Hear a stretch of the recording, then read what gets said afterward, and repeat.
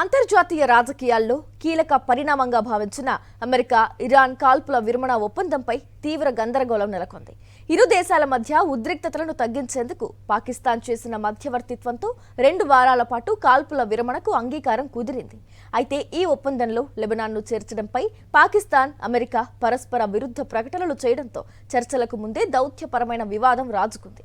ఈ వివాదానికి కారణం పాకిస్తానే అని అటు అమెరికాతో పాటు ఇటు ఇరాన్, లెబనాన్లు భావిస్తూ ఉండటం ఇప్పుడు ప్రపంచవ్యాప్తంగా చర్చకు దారితీసింది. మధ్యవర్తి అంటే పెద్ద మనిషి తరహాలో పెద్దరికంతో హుందాగా వ్యవహరించాలి. కానీ దశాబ్దాలుగా ఉగ్రమోకలను చంకనెత్తుకు తిరుగుతూ తమ దేశంలో ఉగ్రవాదమే లేదని బొంకే పాకిస్తాన్ అంతర్జాతీయ వేదికలపైన అదే ధోరణిని ప్రదర్శించి మరోసారి నవ్వుల పాలైంది. ఇందుకు పశ్చిమాసియాలో అమెరికా, ఇజ్రాయిల్, ఇరాన్ మధ్య తెరమీదకు వచ్చిన కాల్పుల విరమణ ప్రతిపాదనల ఘటనే సాక్ష్యంగా నిలిచింది. తమ భూభాగంతో పాటు లెబనాన్ మీద దాడులను ఆపివేయాలని ఇరాన్ స్పష్టంగా 10 ప్రతిపాదనలను పంపితే వాటిలోంచి లెబనాన్ అనే పేరును తొలగించి అమెరికా, ఇజ్రాయిల్లకు పాకిస్తాన్ ప్రతిపాదనలను చేరవేసిందనేది ఇప్పుడు వినిపిస్తున్న ప్రధాన ఆరోపణ. పాక్ మధ్యవర్తిత్వంలో తమకు అందిన ప్రతిపాదనల్లో లెబనాన్ అనే పదం ఎక్కడా లేదనేది అమెరికా, ఇజ్రాయిల్ వాదన. దీంతో పాకిస్తాన్ చేసిన అసంబద్ధ మధ్యవర్తిత్వం కారణంగా తమపై దాడుల భారం తప్పట్లేదని ఇప్పుడు లెబనాన్ పాక్పై ఆగ్రహంగా ఉంది. పాక్ మాత్రం దీంతో తమకు ఎలాంటి సంబంధం లేదని చేతులు దులిపేసుకునేలా మాట్లాడుతోంది. లెబనాన్తో కలుపుకుని ప్రతి చోట ఎక్కడా దాడులు జరపబోమని ఇరాన్, అమెరికా మిత్ర దేశాల మధ్య కాల్పుల విరమణ ప్రతిపాదన అమల్లోకి వచ్చిందని తొలుత ప్రధాని షహబాజ్ షరీఫ్ ఎక్స్లో ఒక ట్వీట్ చేశారు.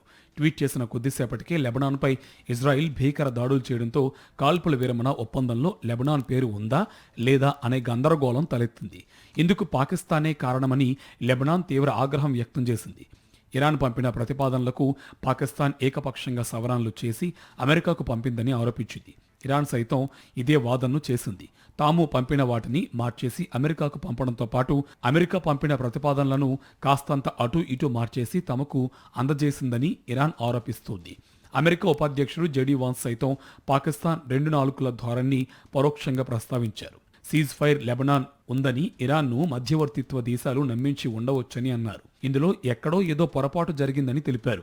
లెబనాన్పై దాడి చేయబోమనే ప్రతిపాదనలకు తాము సమ్మతి తెలపలేదని అన్నారు. మరోవైపు షహబాజ్ షరీఫ్ ఎక్స్ ఖాతాలో ప్రత్యక్షమైన ట్వీట్ సైతం సొంతంగా టైప్ చేసింది కాదు అని అమెరికా అధ్యక్ష భవనం నుంచి వచ్చిన సందేశాన్ని ఉన్నది ఉన్నట్టుగా షరీఫ్ తన ఎక్స్ ఖాతాలో పోస్ట్ చేశారని తెలుస్తోంది.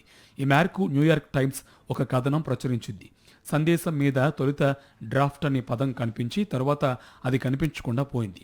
షరీఫ్ ఎక్స్లో పోస్ట్ చేయబోయే వ్యాఖ్యలను తొలుత శ్వేత సౌధం ధృవీకరించిందని, వైట్ హౌస్ అనుమతితోనే షరీఫ్ ఆ సందేశాన్ని పోస్ట్ చేశారని న్యూయార్క్ టైమ్స్ పేర్కొంది. దీనిపై పాకిస్తాన్ నుంచి ఎలాంటి ఖండన రాకపోవడంతో ఇదే వాస్తవమనే వాదనకు బలం చేకూరుతుంది.